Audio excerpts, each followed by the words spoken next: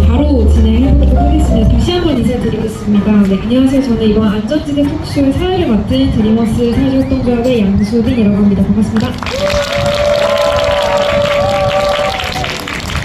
오늘 여기 함께 해주신 청년 여러분들에게 뜻깊은 가을밤을 선사해드릴 수 있도록 저희 열린협동조합 그리고 드리머스 사회활동조합에서 안전지대 토크쇼를 준비했습니다. 잠깐 일어나주셔서 대표님들 인사 부탁드리겠습니다. 먼저 열린협동조합 김호영 대표님 인사드립니다. 다음으로 드리머스 사회활동조합 최수빈 대표님 인사드립니다. 이재준 시장님을 비롯해서 많은 청년들을 모시고 의미 있는 시간을 나눌 수 있게 되어서 정말 영광입니다. 저희 안전지대 토크쇼는 우리의 안전지대에 대해서 이야기해보는 토크쇼입니다.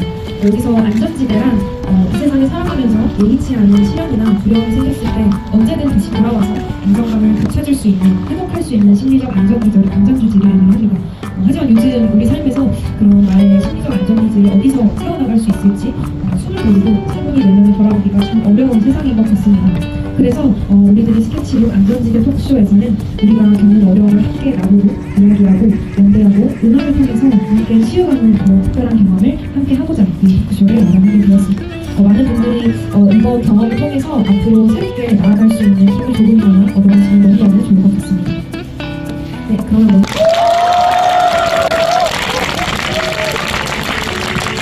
네, 여러분 괜찮아요? 네!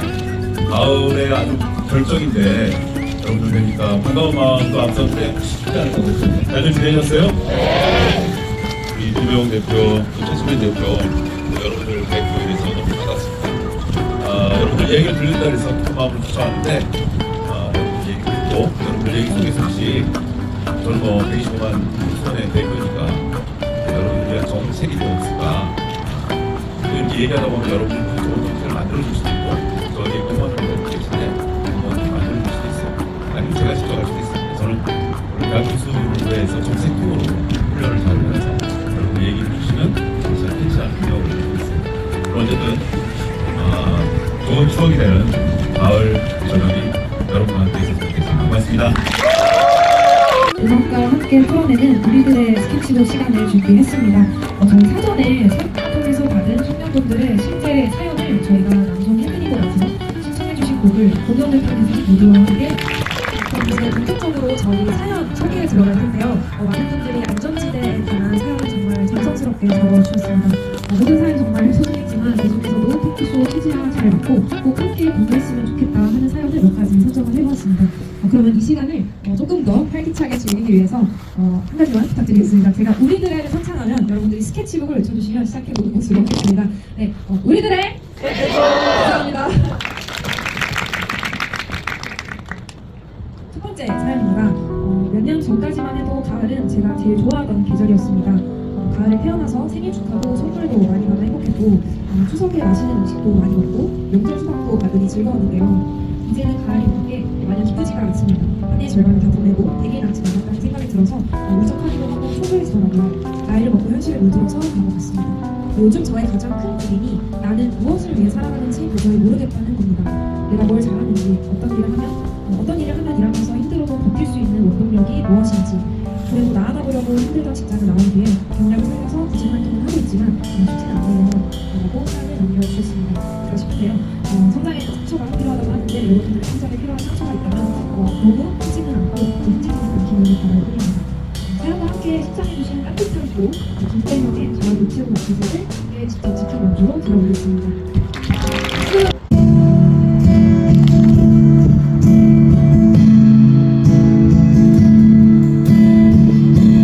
저도 예전에 여러분과 같은 나이가 있는데 마음은 여전히 청년이에요. 되게 어렵죠.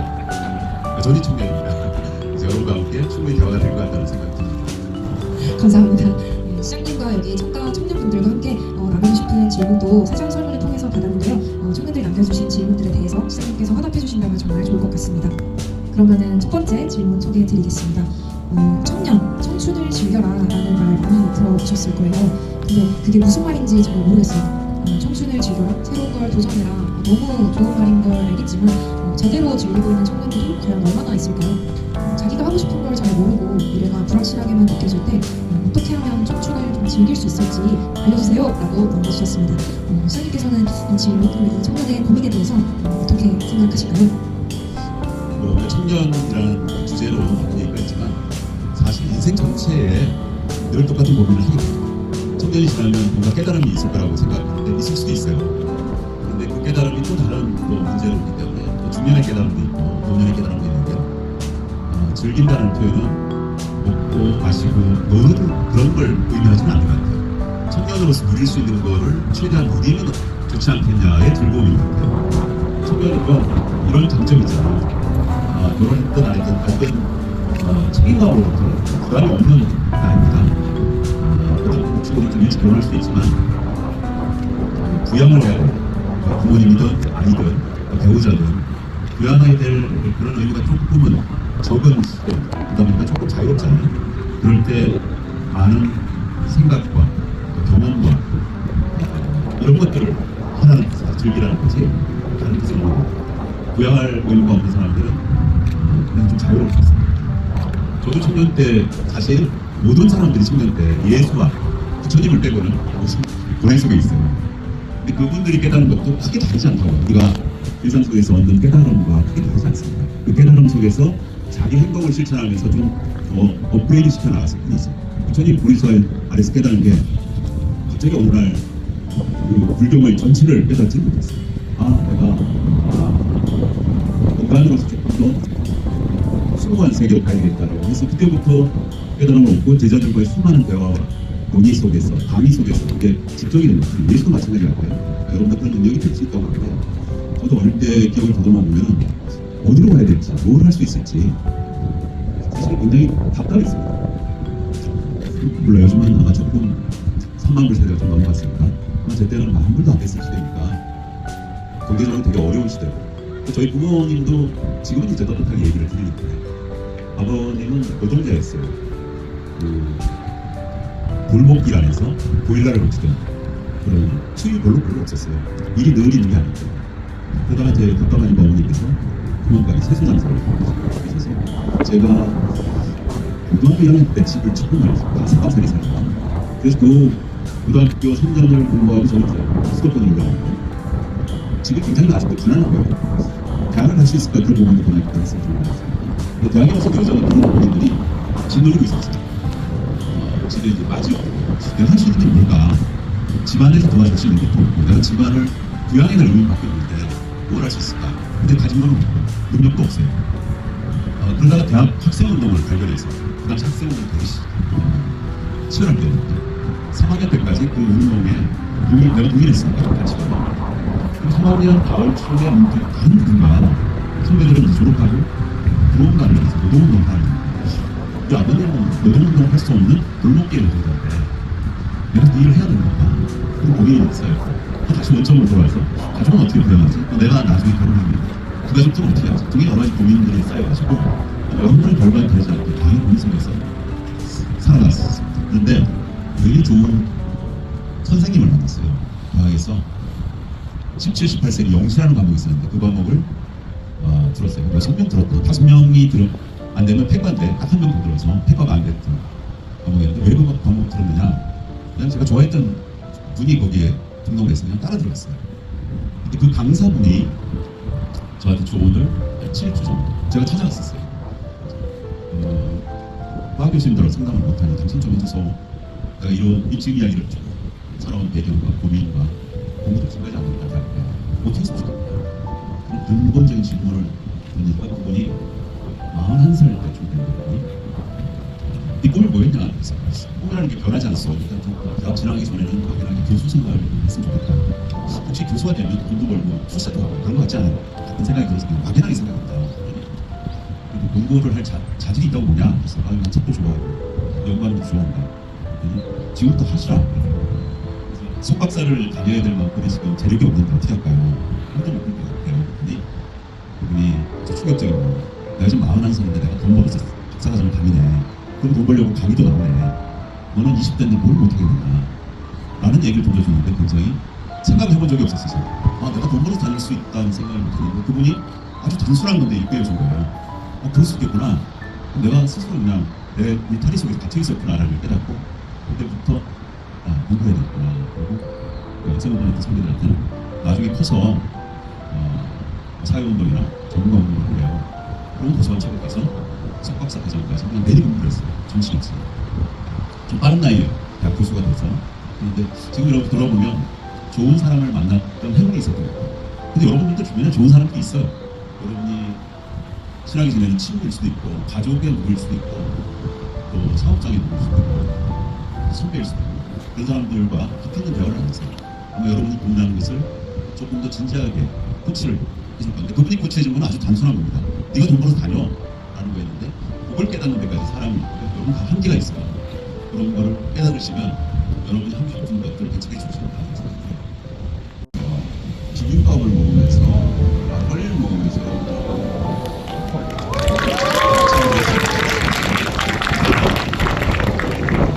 막걸리도 여러분 데워 먹으면 아주 맛있어요. 이렇게 가까운 곳에서 시장님의 어떤 걸어오신 길과 그때 청년 시절에 또 새롭게 배우셨었던 어떤 큰 교훈과 이런 것들을 가까이서 들어볼 수 있는 자리라고 하는 게 되게 정말 더 뜻깊게 다가오는 것 같습니다. 또 다음번에 대한 기약을 해주시면서 또 새로운 아이디어까지 주셔가지고 다시 한번 감사드립니다.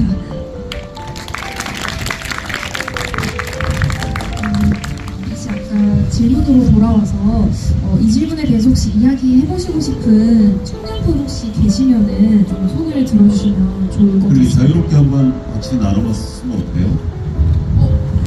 좋습니다. 네, 저희 적극적인 청년분께 손을 들어주셨습니다. 나오셔요.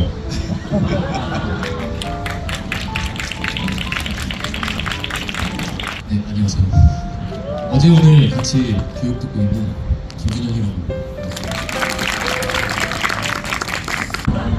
애인은 늘 주변에 많으니까, 그죠? 어머니 아버지한테 몰라서 어머니 아버지한테도 따뜻해져요. 이제 청춘 얘기가 나와서 손을 들게 됐는데, 이제 저도 청춘이라는 단어를 정말 열정적으로 좋아하는 사람으로서 드리고 싶은 말이 있어서 먼저 손을 들게 되었고요. 이제 어제 소개를 해서 아시겠지만 저는 이제 수수미술을 하고 있는 학과입니다. 그래서 미술업을 하고 있는데 그러다 보니까 조금 청춘이라는 것에 대해서 더 많이 고민하게 되는 것 같아요. 근데 이전에 조금 생각을 해봤을 때 저 같은 경우는 이제 그림을 그릴 때 혼자 집에서 작업방에서 잘 안 나오고 친구들도 잘 안 만나고 혼자서 나만 잘 고민하다 보면 되겠지라는 생각으로 그렇게 보낸 청춘이 나에게는 훨씬 더 값진 기억으로 남을 거다라고 생각을 했었는데 어느 순간부터는 그게 너무 답답하게 느껴지더라고요. 제가 가진 것들에 대한 한계는 상상이 분명히 존재하다 보니까 거기에 대해서 내가 깨고 나오는 게 어렵다는 생각을 했는데요. 어떤 친구분의 계기로 저도 이제 교육 프로그램들을 통해서 이렇게 공동체에 모여서 어떤 다른 사람들과 교류를 시작하게 되는데 거기서 좀 깨달았던 게 아까 시장님께서 말씀을 처음에 해주셨듯이 청춘으로서 누릴 수 있는 걸 누리는 게 가장 좋다고 말씀을 해주신 게 저도 100번 와닿았습니다. 그래서 저는 청춘으로서 누릴 수 있는 게 뭐가 있을까라고 생각을 해봤을 때 내가 가지고 있는 바운더리는 그만큼의 경계가 있기 때문에 그 더 많은 스펙트럼을 가진 사람들과 교류하고 거기서 내가 그 사람들을 만나고 다양한 것들을 알게 되고 거기서 내가 청년으로서 가지고 있는 어떤 왕성한 에너지를 발산하고 서로 교류하는 것이 저에게 있어서는 청춘을 더 빛나게 보낼 수 있는 방법이지 않을까라는 생각이 들었는데 실제로 이제 작년에 마인드프레스트 3기로 이제 참가를 하게 돼서 거기서 참가원분들과 만나고 교류하고 거기서 이제 또 여기 지금 자리하고 있는 드리머스에서 주관하는 행사들과 작년 오늘까지 해서 이 캠프까지 진행을 하면서 제가 인간적으로도 내가 느끼지 못했던 것들을 다른 분들하고의 교류를 통해서 많이 배울 수 있었고 제가 진로로 생각하고 있는 방향성에서도 내가 가지고 있는 것뿐만 아니라 다른 분들에게 또한 영향을 받으면서 또 제가 작업하는 것들에 대한 세계관이 좀 더 방대해지고 있다는 걸 느꼈습니다. 그래서 청춘에 대해서 고민하고 싶으신 분들이 있다면 어떤 공동체에서 사람들을 만나면서 또 그 지역 속에 있는 사람들을 만나면서 무엇을 좋아하는지 공유하고 그 속에서 본인이 함께 성장할 수 있는 기회를 한번 찾아보시는 것을 추천합니다. 그래서 그렇게 함께 어우를 수 있는 기회를 많이 만나는 것이 청춘으로서 느낄 수 있는 가장 최고의 가치라고 생각합니다. 아니 교수님 교수님 성함이 누구시라고요? 김준형입니다. 김준영 교수님의 강의를 들으세요. 추가 시청하면 좋을 것 같아요. 아니 말씀을 너무 잘하시네. 네, 감사합니다. 여전히 미술 공부하고 계속하고 있어요. 공부를 한다. 미술 작업을. 최선을 다해주시고. 여러분 어쨌든 자기 분야가 여기 사업하시는 분들도 있고 취업을 준비하는 친구도 있고 또 꿈을 쫓아서 여전히 방황하는 친구도 여전히 있을지도 모르겠는데 미술을 하더라도 과거의 방식에 너무 엉매지만 사실은 대학의 교수들이나 선배들은 자기가 했던 경험을 전수하려고 노력했거든요. 근데 세상이 급변하고 있어요. 이미 노벨 문학상을 타는 대한민국입니다. 문학상을 왜 받는 줄 아세요? 동력이 그 정도 되는 거예요. 여러분은 그 동력 속에서 세상을 위해서 나가야 돼요. 그러니까 전 세계 미술학도에서 나는 뭘 해야 될까를 고민해요. 예전에는 대한민국에서 어떻게 하면 좋지 이런 고민을 했을 텐데 전 세계에 어떤 고민이 있는데 나의 미술은 어떻게 전개할까. 아마 미술로도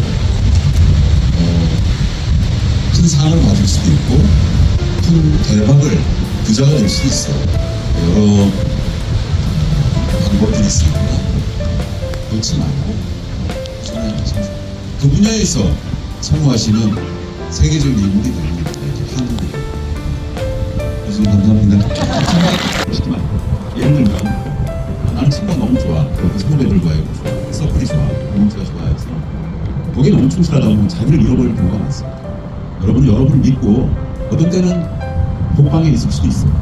미술을 하려고 하다 보면 그 작업을 꼭 하려고 하는데 독방에서 탈출해서 사람들과 어울리다 보면 독방에서 이루어지는 것을 놓칠 수가 있어요. 저는 단점이 친구가 많지 않습니다. 근데 친한 친구들은 아직도 있죠. 그렇게 불편한 게 없어요. 많은 친구를 사귀려고 하다 보면 모든 시간을 다 할애해야 되고 뺏기는 거예요. 그러니까 그 점은 제가 공동체 얘기가 나왔어요. 공동체와 같이 살아가는 건 좋지만 이게 연마되지 않는다. 깨달음이 혹시 언제 오면 동굴 속에서 자기와의 싸움을 할 때도 있어요. 그게 청춘인 것 같아요. 주셨습니다. 선생님께서는 이 질문에 대해서 혹시 어떻게 생각하시는지? 참 어려운 질문인데요. 두 가지가 다 맞기도 하고 틀리기도 합니다. 지금의 행복, 지금의 즐거움 이걸 추구하다 보면 미래를 놓쳐버립니다. 아까 동굴 속의 고행이라는 것도 필요하다고 했잖아요. 근데 제가 경험적으로 보면은 물론 이제 자기가 좋아하는 꿈을 위해서 자기가 헌신적인 시간을 투자하는 그 고행을 반드시 거쳐야 되는데 그 과정을 거치면서 투자한 시간을 맞추어서 열심히 노력하다가 만나는 작은 시간을 투자해서 만나는 친구나 경험 이런 게 그때 행복한 거지. 여러분 백수가 매일 놀아봐요. 행복한가? 행복하지 않습니다. 저도 백수 생활을 좀 했어요. 교수 생활도 하고 부시장도 5년 하고 교수는 한 15년 했는데 그 정치를 하려고 뛰어들었다가 정치를 잘 모르고 일도도 모르고 들어왔다가 백수생활 꽤 한 것 같아요. 그래서 백수라는 걸 좀 경험했는데 버텨볼만 합니다. 지금 취업이 안 됐다고 여러분 힘들어 하시는 분들도 계시겠지만 결코 그 시간이 낭비되거나 여러분들한테 인생에 직감적인 경험을 주진 않아요. 제가 보면 그것도 좀 즐길 줄 알아야 돼요.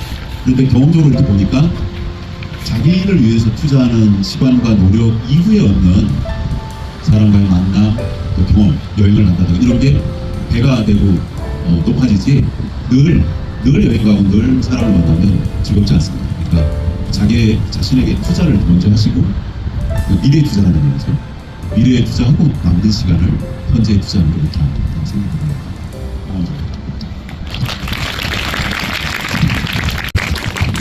제 얼굴 아시는 분도 있으시고 모르시는 분도 있으시겠지만 간단하게 자기소개를 하자면 영상이랑 디자인 전공을 하고 개인적으로 이제 문화기획이나 랩도 하고 있습니다. 가사도 시도 쓰고 있습니다. 그래서 종합적인 백수 말씀하신 개인 투자하고 있습니다. 그 행복, 주제가 행복이잖아요. 그래서 행복에 대해서 이제 저는 가끔 생각을 하는데 즐거움이랑 조금 다르다고 생각을 해요. 그래서 즐거움보다는 행복이 이제 뭘까를 좀 많이 생각을 하다 보니까 여러분 레이제라블 아세요? 아시잖아요. 그게 빅토르 위고가 한 대사가 있거든요. 행복은 사람을 만나다는 확실한 라고 하더라고요. 즐거움은 개인이 할 수 있지만 행복은 여럿이서 있을 때 느끼는 거라고 이제 저는 생각을 했어요. 그래서 이제 그런 부분에서 아까 이제 말씀하셨던 게 혼자서 주관을 찾고 여럿이서 하는데 이제 내 주관이 있어야 된다 말씀을 해주셨는데 저도 그렇게 비슷하게 생각을 하거든요. 그래서 네트워킹을 하면서 나의 주관을 가지고 그걸 사람들과 공유하면서 다듬어 나가는 거라고 생각을 해요. 그런 부분에서 나랑 일치되는 의견이 있고 다른 의견이 있으면서 좀 약간 희열을 느끼거든요. 이게 말이 좀 이상한데 그 의견의 나눔에 있어서 저는 사랑의 존중을 받으면서 사랑을 느껴요. 이게 사랑의 의미가 좀 다를 수도 있겠지만 그래서 그런 데서 오는 소소한 행복들이 있는데 저는 사실 소소한 행복자가 좀 대박행이거든요. 저는 대박행인데 하여튼 그런 이제 그런 부분에서 그런 데서 자기 주관을 다듬어 나가면 이제 미래에서는 나의 주관이 확실하게 있으면 내가 행복을 찾는 데 있어서 조금 더 확실한 도움이 되지 않을까 생각했습니다. 저 백수 생활도 좀 하신다는 랩 가수 또 여러 가지 지금 정상 우리 혹시 시에서 그런 미디어 아트 이런 것도 있고 여러 가지 작업하는데 우리 과장님 혹시 여기 재능 있는 분들이 많아요. 이분들 경험케하게 디자인 연수 경험케하게 이렇게 이렇게까지 열정을 가진 친구들은 시에서 같이 기회를 주는 게 좋을 것 같아요. 제가 부탁드리겠습니다.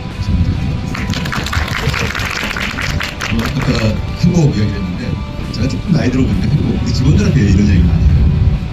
행복해지려면 결혼을 해라 그리고 아이를 낳아. 내가 경험한 행복은 친구한테 연애를 하는 거 사랑을 나누는 것이 참 행복이지만 나중에 깨달은 것이 아이를 놓고 그 아이가 저는 3명입니다. 그 아이들이 주는 슬픔, 아픔, 기쁨, 그 희노애락을 가족이 같이 겪어요. 아마 여러분들도 생각해보세요. 부모들한테 늘 기쁨만 준 건 아닌 거예요. 그런데 부모로서 이렇게 경험해보니까 그 희노애락, 가족과 함께하는 그 희노애락을 전체를 합한 게 행복입니다. 희노애락 자체가 행복이다.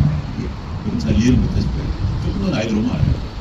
아이를 키워보면, 아이를 2세를 키워보면 아이가 주는 어떤 데는 슬픔도 또 나중에 또 기쁨도 주고 이게 다 합쳐져서 하는 거지 늘 아들이 낳을 일이 계속 나는 기쁨만이 행복이 아닌 거라는 걸 나중에 깨달았었죠.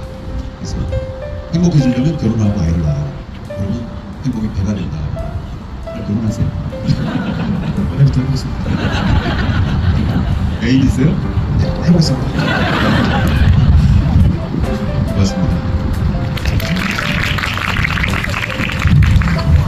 너무 뜻깊은 시간인 것 같습니다. 바람이 좀 저희를 많이 격하게 환영을 해주시는 것 같긴 한데요. 네, 다시 한번 두 분께 또 박수 부탁드리겠습니다. 저희도 굉장히 의미 있는 사연과 질문들을 또 보내주신 참가자 여러분들께도 다시 한번 감사 인사드리고 또 더 의미 있는 깊은 시간을 만들어주시기 위해서 너무 좋은 말씀으로 화답해주신 시장님과 청년분들께도 다시 한번 감사드립니다. 네, 그러면 저희 수원 뉴스호스텔에서 진행된 청년 안전지대 토크쇼 이렇게 마무리를 해보려고 하는데요. 저희 성격심리학에서는 이런 말이 나옵니다. 당신과 똑같은 사람은 앞으로도 평생 존재하지 않을 것이다. 나만의 고유한 특성이 나의 행복을 만들어줄 것입니다. 행복을 느끼는 건강한 사람들이 건강한 사회를 만들고 결국 우리가 함께하는 이 지역사회가 우리들의 안전지대가 되어서 연대해 나갈 수 있기를 진심으로 희망합니다. 네, 그러면은 이렇게 해서 저희 안전지대 토크쇼 마무리 해보려고 하고요. 저희 이 순간을 기념하기 위해서 마지막